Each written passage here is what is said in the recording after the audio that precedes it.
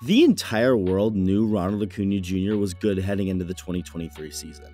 I don't think there was a single living organism on this planet that thought otherwise. Everyone looked at him as a good player, but he hadn't fully shown his true potential just yet, despite being in the league for 5 years. He won Rookie of the Year in 2018, but 2019 was his best year yet, mostly because it was the only full season to go off of, and he put up really good numbers on a first-place Braves team. 2021 looked like it was going to be an even better version of 2019. In fact, that's exactly what was happening until he got hurt and was out for the year. Braves fans look back at 2021 fondly, of course, as they finished on top of the baseball world, but I'm convinced there's that little itch in every Braves fan that still feels that void, knowing Acuna hasn't fully been a part of a championship team.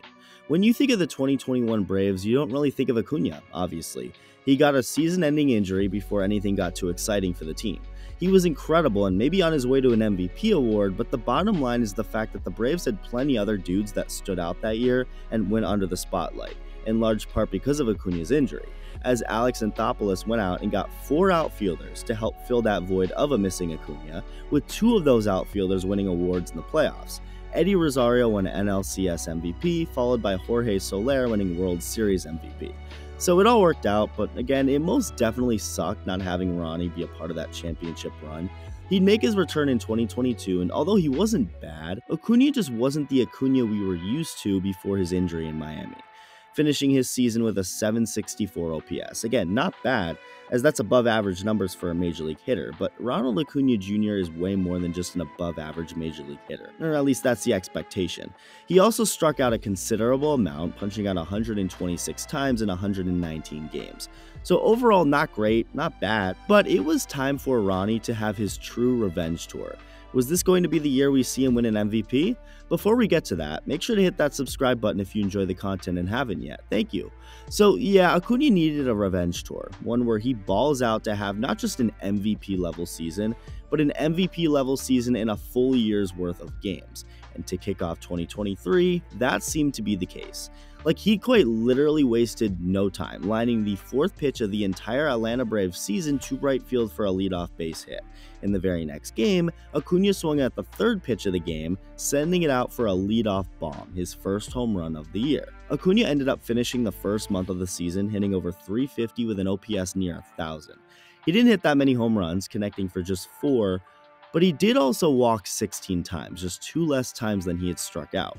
May was just a continuation of April. Acuna played every game, hit to an OPS over 900, and hit a few more homers than the first month with 7 in May. As for June, even better, with Ronald hitting to a batting average over 350, a slugging percentage at almost 700, which is really good, and an OPS over 1100. He also continued the trend of hitting more homers each month.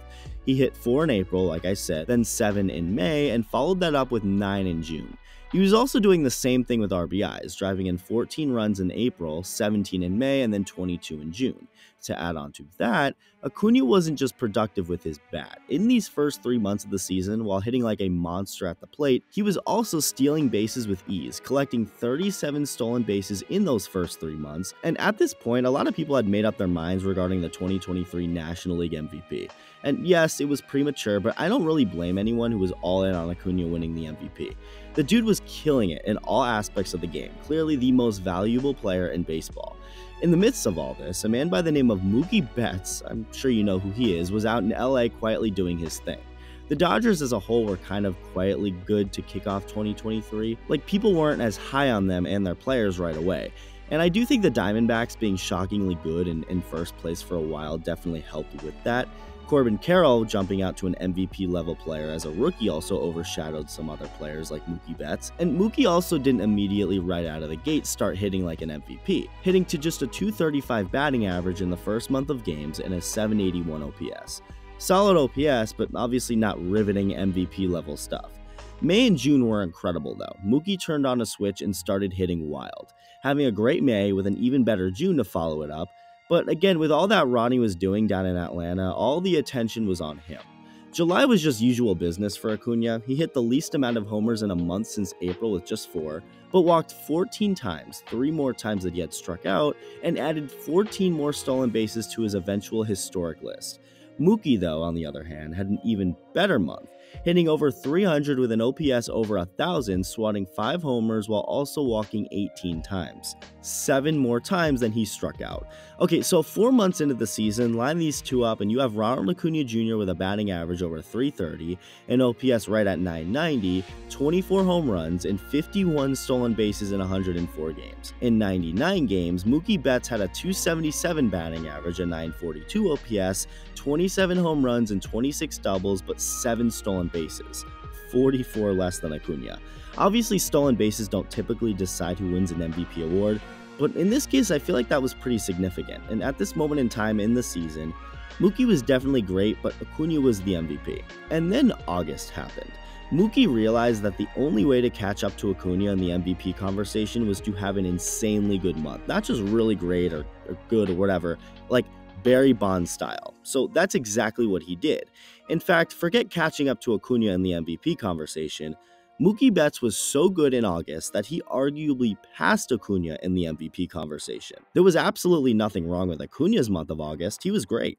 He hit over 350 with an OPS over 1,000, swiping 11 more bases, swatting 6 homers, and driving in 22 runs. As for Mookie, he practically turned into Barry Bonds for a month. In 28 games played in August, Mookie Betts hit to a .455 batting average, got on base more than half of the time, had a slugging percentage of over 800.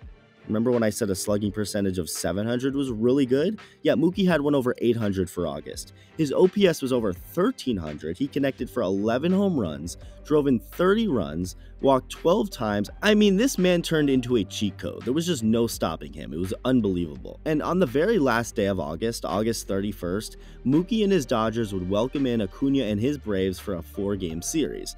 And the first game couldn't have played out any more perfect. Heading into this game, Acuna needed just one more home run to make baseball history and become the first ever player to hit 30 home runs and steal 60 bases in a season. So, on cue, literally in front of Mookie Betts at Dodger Stadium, Acuna blasted a grand slam in the second inning to make that history. How did Mookie respond to that? Oh, only by hitting a couple home runs of his own later in the game, one in the 5th for a 3-run shot over the glove of Acuna, and another in the 7th for a solo shot. It wasn't enough, as Acuna's grand slam ended up being the difference, with the Braves winning the game 8-7. Oh, and Acuna also happened to get married hours before that game. No big deal. Just getting married in the middle of a pennant chase and then making history while also helping your team win a game against one of the best teams in baseball. Yeah, that's nothing really. The Braves won again the next night, a game which included yet another home run off the bat of Acuna. The Braves won again in the 3rd game, and in shocking fashion, Acuna hit another home run, this time hitting the hardest hit baseball all season long, as the ball had a 121.2 exit velocity off the bat and went 454 feet to center field. The Dodgers finally beat the Braves in the last game of the series, with Mookie driving home one of the 3 runs scored in a 3-1 win. Nothing has really changed since. Mookie's been good, although he did have to sit out of a few games recently due to a foot injury he got when fouling a ball off of it, but he's since come back playing all fine, and Acuna's had a monster September so far, but like at this point, obviously what else would we expect? Okay, so at this point, I think we can all agree it's pretty clear that the National League MVP award is going to be decided between Mookie Betts and Ronald Acuna Jr. You know what's crazy though? Mookie and Ronnie are of course both right fielders and top 2 in the MVP conversation. The other 2 top MVP candidates in the National League? The Braves' first baseman and Dodgers' first baseman. Matt Olson has been otherworldly this year, breaking a franchise record for home runs in a season by a Brave, while Freeman is over in LA breaking a franchise record for doubles by a Dodger. Like, what is going on? But anyway, as good as the Dodgers and Braves first basemen have been, the Dodgers and Braves right fielders are the favorites to win the MVP award. So the obvious most basic question will be asked: who should win? Now, I already know that Dodgers fans are automatically programmed to say Mookie, and the same goes for Braves fans with Acuna, and that's okay, I get it. If I'm a Braves fan, I'm rooting for Acuna to win it. If I'm a Dodger fan, I want Mookie. Root for your boy. But who truly deserves the award over the other guy? I mean, neither of them deserve it more than the other by a significant margin, but one of them will win it, so how do we go about looking at this? If you want to go strictly by the stat wins above replacement, aka WAR, which is a number that basically tells us how valuable a player has been, like how many wins he's been worth to his team. Baseball has to be annoying though, too, and have multiple different versions of the same stat. So the site Baseball Reference has Mookie Betts with an 8.2 wins above replacement right now, and Acuna with a wins above replacement at 7.5. The site Fangraphs has a different way of calculating the stat. What that way is, I have no idea, but regardless, it doesn't change much from Mookie and Acuna's WAR numbers from the other site, as Fangraphs has Mookie with an 8.2 WAR at the time of me making this video, and Acuna with a 7.4 WAR at the time of me making this video. So based off of that stat alone, which is something a number of people seem to like doing, Mookie Betts is your MVP, but I don't think it's fair to look at one stat and just go with that. So let's look at some more comparisons between the two. So Acuna leads all of baseball in several categories. He's scored the most runs in baseball, gotten the most hits in baseball, has stolen the most bases in baseball, has the best on-base percentage in baseball, and has the most total bases in all of baseball as well. As for Mookie, he actually doesn't lead all of baseball in anything. He leads the entire National League in OPS and OPS+. Going back to Acuna though, remember when I said his strikeouts were up last year in 2022? He struck out 126 times in 119 games. Compare that to what he's done in 2023, and it's night and day. In 2023, Acuna has played about 150 games at the time of me making this video, and has struck out a total of 78 times. Let me repeat. He struck out 126 times in 30 less games played last year, and has 50 less strikeouts in 30 more games played this year. On top of that, he's also drawn 78 walks. So as Acuna continues to hit doubles, home runs, steal more bases than anyone, he also just straight up refuses to strike out.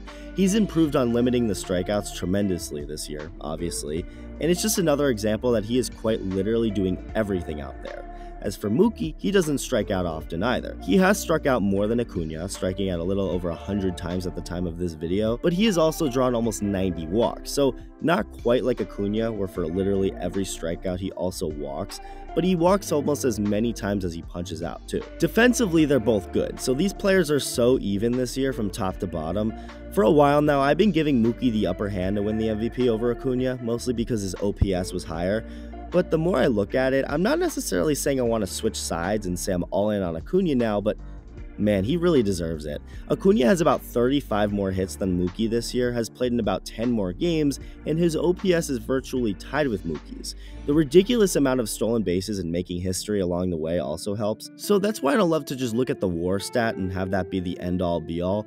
I assume Mookie's is a little higher because of his defense, but overall, the two are pretty much locked with each other on offense and overall game. Regardless of how it all turns out and who ends up winning, it's been an incredible time watching and keeping up with how these two guys have been going all season long. It's a fun conversation to have regarding who should win between the two, and I just don't think there's a definitive answer, at least as of yet. Let me know who should win MVP. Thank you for watching, and I'll see you in the next video.